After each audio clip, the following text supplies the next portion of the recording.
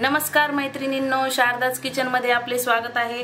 आज आपण बनवणार आहोत उपवास स्पेशल बटाटा साबुदाणा पराठा।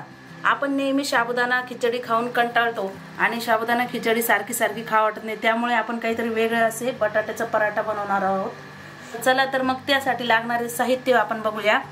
3 बटाटे इथे उकडून घेतलेले आहे, दाण्याचं कूट, 1 वाटी साबुदाणा, साजूक तूप व 2 ते 3 हिरव्या मिरच्या। त्यानंतर आपण जे बटाटे उकडून घेतलेले होते ते किसणीच्या साहाय्याने आपण किसून घेऊया।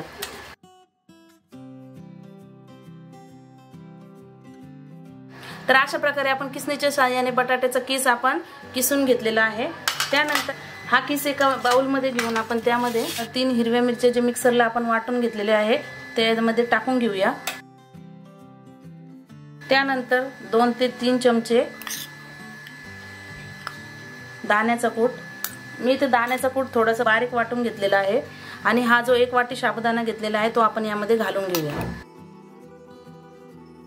त्यानंतर आपण चवीनुसार यामध्ये मीठ घालून घेऊया आणि आता हे मिश्रण आपण एकजीव करून घेऊया।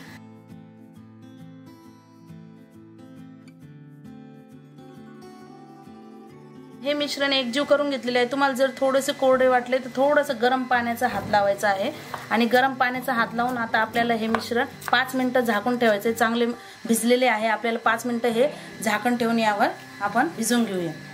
5 मिनिटांनंतर आपले हे पीठ चांगले भिजून झालेले आहे, तरी आपण एकदा थोडंसं एकजीव करून घेऊया आणि अशा प्रकारे गोल गोल गोळा करून घ्यायचा आहे आपल्याला। तर एका पोलपाटावर आपल्याला बटर पेपर किंवा पॉलिथिन बॅग घेऊन त्यावर थोडंसं तेलाचा हात लावून हा जो गोळा आपण बनवलेला आहे तो थापून घेऊया। थोडंसं पाण्याचा हात लावायचा आहे आपल्याला।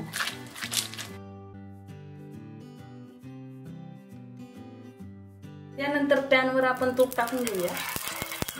इथे पॅन छान प्रकारे गरम झालेला आहे आणि जो हा पराठा बनवला होता आपण त्यामध्ये टाकून घेऊया।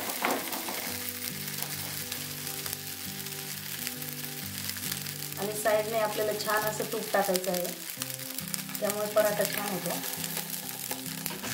आता एक साइड आपली चांगली झालेली आहे, त्या पद्धतीने आपण आता दुसरी साइड खमंग भाजून घेऊया। हे बघा, वरतून थोडेसे तूप लावून आपण खालीही थोडेसे तूप टाकून घेऊया। तुम्ही तुपाऐवजी तेलाचाही वापर करू शकता, शेंगदाणा तेलाचा। आणि छान पद्धतीने आपण खमंग लालसर कलर होईपर्यंत हे भाजून घेऊया। हे बघा, छान खरपूस भाजून झाली आहे आपली एक साइड। अशा पद्धतीने आपला हा पराठा तयार झाला। आपण आता डिश मध्ये काढून घेऊ। त्याच पद्धतीने आपण हा दुसरा जो गोळा घेतलेला आहे तो सुद्धा अशाच पद्धतीने थापून घेऊया। छान पद्धतीने आपण दुसराही असा आपण यावर टाकून घेतलेला आहे, आपल्याला असा खरपूस भाजून घ्यायचा आहे। तर त्याच पद्धतीने आपला दुसराही पराठा तयार आहे। बघू शकता किती छान खमंग भाजलेला आहे आणि आपण आता डिश मध्ये काढून घेऊ। चला तर मैत्रिणींनो, तयार आहे आपले बटाटा आणि साबुदाण्याचे पराठे। तुम्ही बघू शकता हे पराठे अतिशय छान झालेले आहे आणि खुसखुशीत झालेले आहे। तुम्ही ही रेसिपी नक्की ट्राय करून बघा। ही आपण ओल्या नारळाची चटणी किंवा दही सोबतही खाऊ शकतो। जर तुम्हाला ही रेसिपी आवडल्यास लाईक, शेअर, कमेंट करा। माझ्या चॅनलला सबस्क्राइब केले नसेल तर जरूर सबस्क्राइब करा। धन्यवाद।